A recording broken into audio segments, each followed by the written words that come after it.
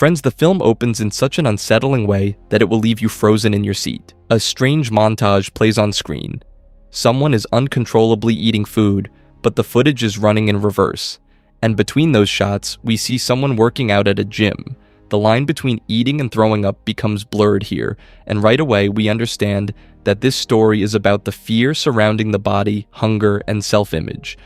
The girl binge-eating is our main character, Hana, a first-year medical student who feels like she has already lost the battle with her own body. While looking at a sign-up poster for a 12-week gym challenge, she is approached by Alanya, a fitness trainer running the program for her psychology master's degree. Hana hesitates, saying she is not the kind of girl who belongs in a challenge like this, but Alanya tells her that it could change her. When Hana sarcastically says Alanya probably just needs test subjects, Alanya directly invites her to come and see for herself. Then the scene shifts to Hana's anatomy class.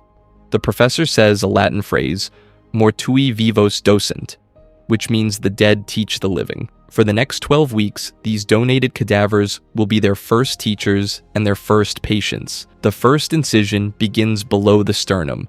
A student named Josie makes a tasteless joke about getting a very heavy body, and Hana, whom the professor teasingly calls Miss Hitching, gets nervous while holding the scalpel and makes the wrong cut. This moment shows just how little trust Hana has in her own control. After that, we arrive at Hana's birthday celebration at a bar, where she is with her close friends Josie and Nikita. Nikita tells her that a girl standing at the bar keeps looking at Hana, and Josie pushes her to stop living in theory and start taking action, because Hana always talks big but gets scared when it is time to move forward. To escape the situation, Hana gets up and says she needs to use the bathroom. And guess who she runs into there? Melissa, her old school friend, who is almost unrecognizable because she has lost an extreme amount of weight. Melissa reveals her secret herself. There is a new pill called Gray, a supplement that is not approved by the TGA, but supposedly makes weight melt away no matter what you eat. She reminds Hana how cruel people were to her in school, and says that the girl she used to be is gone now. These pills made her into a new person. Then she hands Hana one pill and tells her to take it the next day and let her know if she feels any difference. Friends, when Hana gets home, she first steps onto her scale, and the number she sees instantly ruins her mood. Then she stares at the gray pill and smells it. Both the scientist inside her and the desperate girl inside her wake up at the same time. Here the film shows us the world Hana is living in.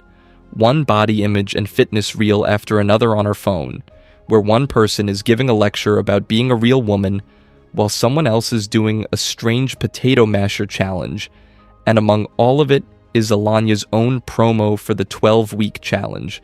All of this noise pushes the pressure about weight and appearance even deeper into Hana's mind. Then Hana visits her parents' house, and from the doorway, she can hear her mom, Kamiya, talking to herself. Her mom has made a birthday cake, but it has no flour, no sugar, and no butter, only beetroot, and she proudly asks whether Hana can tell the difference. Hana says it is yummy, but her face clearly shows that something is off, and her mom notices immediately. This scene makes it clear that in this house, food is never just food. It is always a criticism, a source of tension. The next day in the lab, Hana tests the pill with her friend Josie. Josie asks how someone so smart could do something so careless, and bets that it is probably just some kind of stimulant. Then Josie asks one direct question that strikes at the heart of the entire film. Has Hana decided that she wants to be with Alanya, or does she simply want to become Alanya? That question touches the root of Hana's entire obsession. And then comes the first major shock. The results show high sodium, high potassium, and mostly calcium phosphate. And after putting everything together, Hana reaches a terrifying conclusion. The pill is made from human ashes.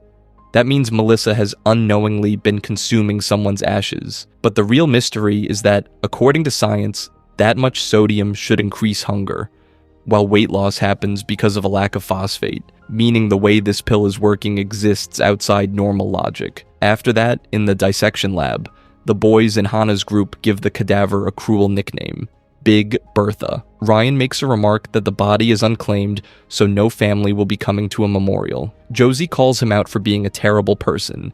This is where we get our first sense of the injustice Bertha suffered, which will later shape the entire story. Friends, Hana is now completely immersed in Alanya's gym program.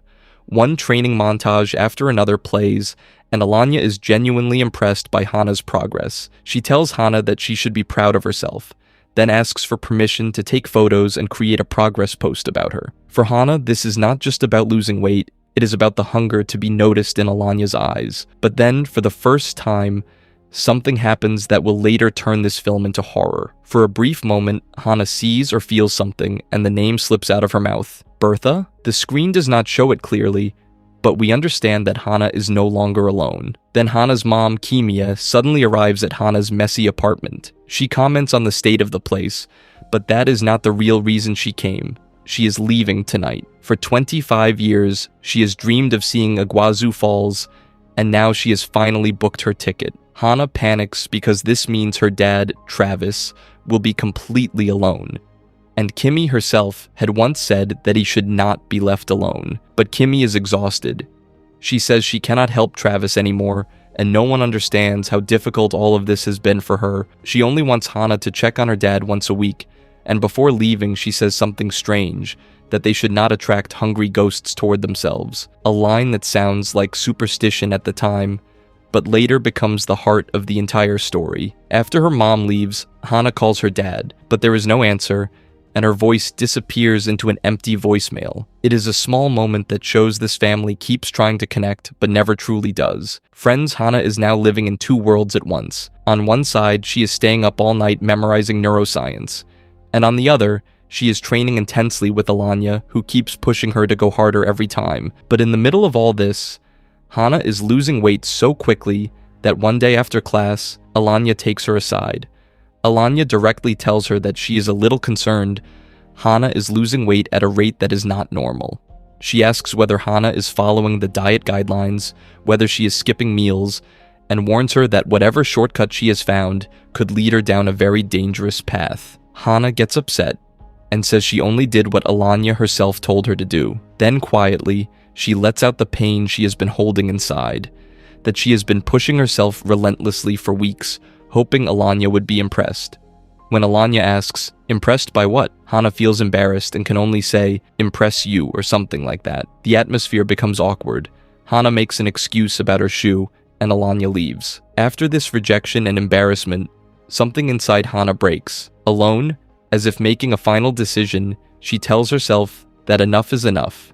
And from here, she fully steps onto a much darker path. In the very next scene, during dissection lab, one of Hana's classmates teases her by asking how her weight loss camp is going.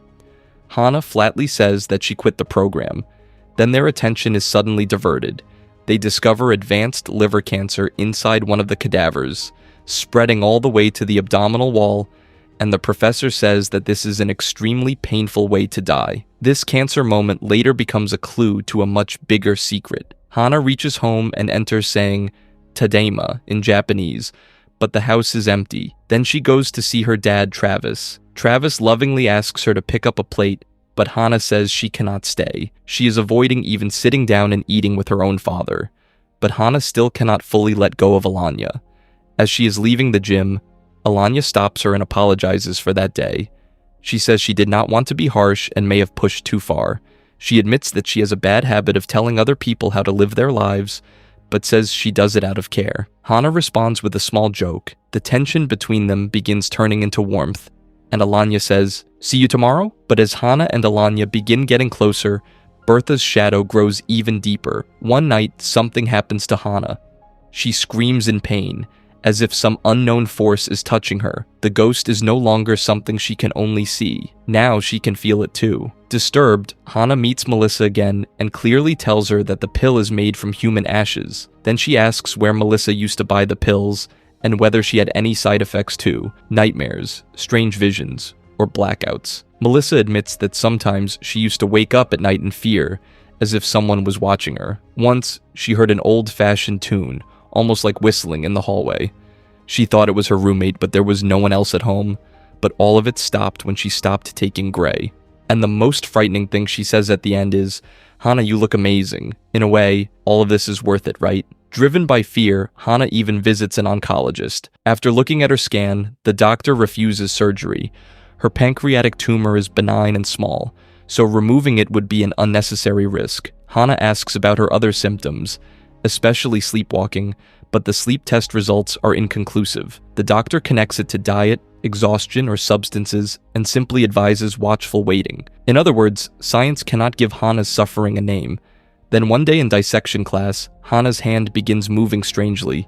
She asks someone to take her place and starts leaving.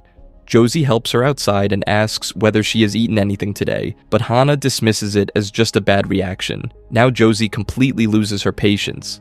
She says Hana genuinely looks sick, and that this is just like the scam-like cleanses they both used to make fun of, only far more dangerous. Hana defends herself, saying there is nothing wrong with wanting to improve herself. It is her body. But Josie's words hit Hana directly. She asks whether Hana truly believes that reaching a certain number on the scale will magically make her happy, because if she does, she is lying to herself. When Hana sarcastically says that maybe Josie wants her to stay fat and miserable forever, Josie points out that Hana uses the word fat like an insult, and that is the real problem. Then she says something that becomes the warning of the entire film. If Hana does not stop punishing herself, she will destroy every good thing in her life. Friends, that night Hana goes to Alanya's house.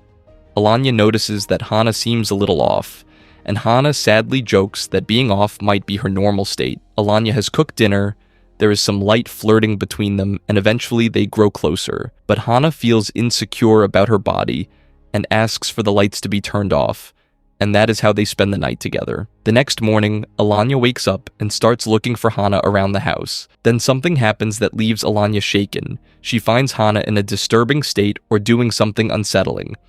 Unclear, and all she can say is, "What is going on?" Embarrassed and panicked, Hana runs away while Alanya keeps calling after her. Hana rushes to her parents' house, where only her dad, Travis, is now living.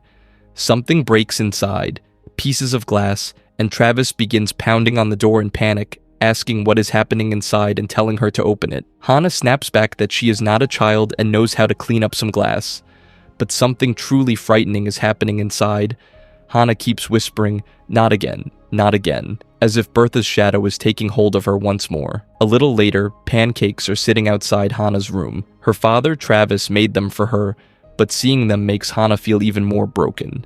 Then the father and daughter finally have the fight that has been building for years. Hana shouts that it is never just one meal, not with them. Food has always meant something. She says that if Travis does not care about himself, fine, but why did he care so little about his family? Her mother has already left. Travis fires back that Hana left them a long time ago.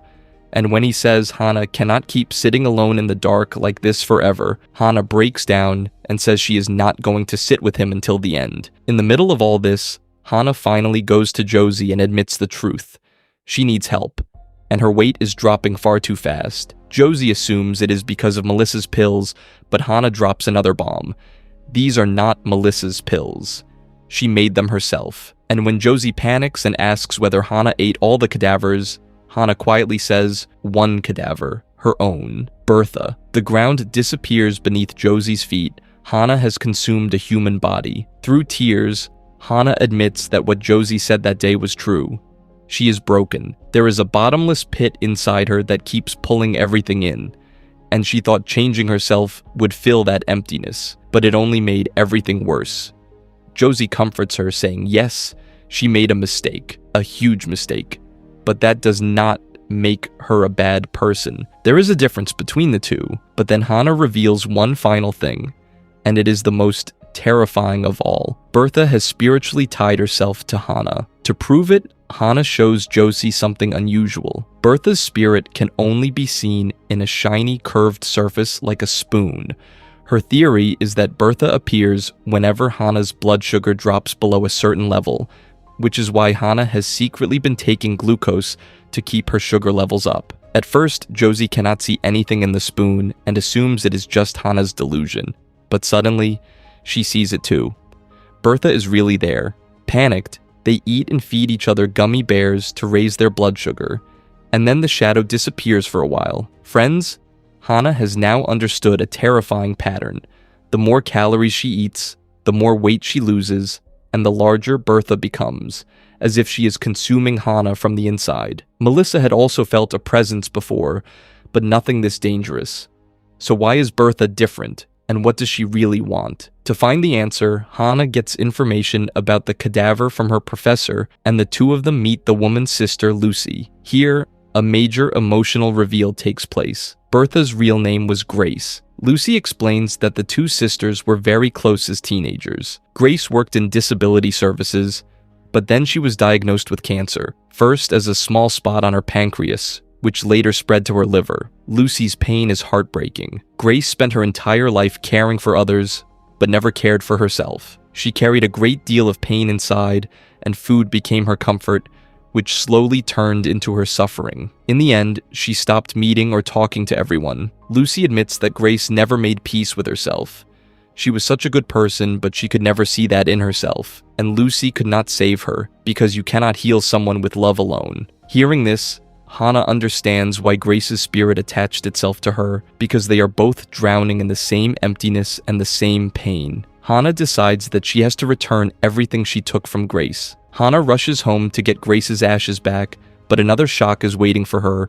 Her mother, Kimi, has returned. Kimi had sent her flight details, but Hana never truly believed she would come back. Seeing how thin Hana has become, Kimi gets worried and says that maybe Hana should take some time away from school. But the real disaster happens when Hana discovers that the ashes stored in a Tupperware container, ashes that Kimi thought were dirty dust and threw away, are now gone. Hana becomes desperate because she needed them, while Kimi keeps saying that she was only trying to help. Friends, Hana starts searching through the trash to get the ashes back, and suddenly Bertha's shadow attacks her with full force. The spirit taunts Hana, telling her that she is worthless and that nobody loves her, and a terrifying struggle begins. To protect her frightened mother, Hana tells her to stay in one room and not clean anything before leaving on her own. Then Hana goes straight to Josie and asks for something terrifying: ketamine. Josie is stunned after hearing Hana's plan. Hana has developed a growth on her pancreas in the exact same place where Grace had cancer, and she believes the ashes created this growth. If she removes it, her connection to Bertha will be broken.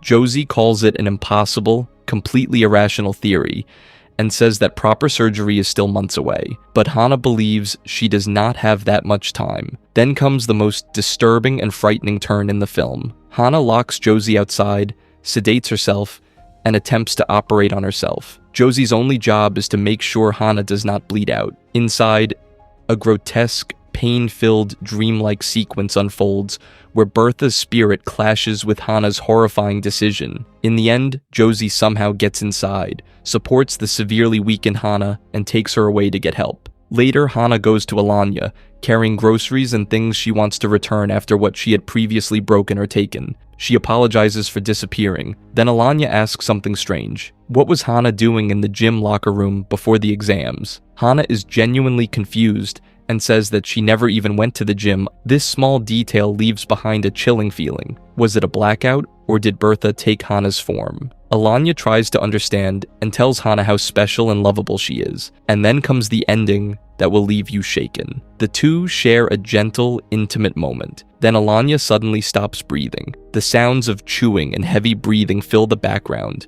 The music turns frightening, and the film ends in a deeply suffocating, ambiguous darkness. Without showing anything clearly, the film leaves us with one final implication: that hunger, that bottomless pit inside, was never truly filled. It only found a new victim. Friends, Saccharine is not just a horror film.